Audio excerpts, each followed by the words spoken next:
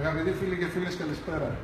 Σήμερα θα σας κάνουμε μια παρουσίαση σε ένα καινούριο μας προϊόν, τραπέζι σχέδιο Genesis. Θα σας δείξουμε τη βάση του, η οποία είναι παραλληλόγραμμη, πολύ σταθερή, με όμορφη επένδυση, ξύλα αδριός, σε τεχνητό καπλαμά. Συνεχίζουμε πάνω με ένα καπάκι ανοιγόμενο, παραλληλόγραμμο, με διάσταση 90x1 και 60. Όταν ανοίξει, έχει ακόμη μια προέκταση 50 εκατοστών. Θα σας δείξουμε τον τρόπο με τον οποίο λειτουργεί.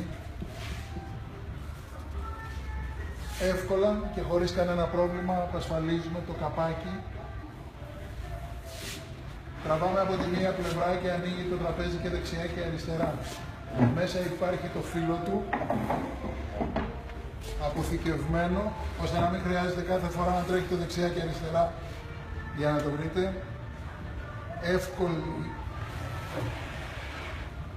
τοποθέτηση.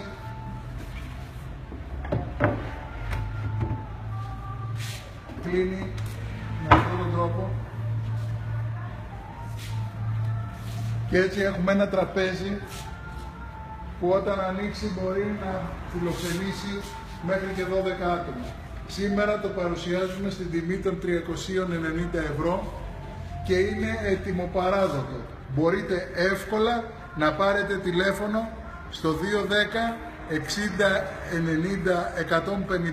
155 και να παραγγείλετε. Και κάτι ακόμη που σας φιλάμε για έκπληξη. Το τραπέζι δεν χαράζει.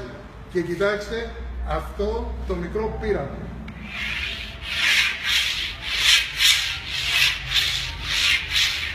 Θα διαπιστώσετε ότι είναι πάρα πολύ σκληρή η επιφάνειά του.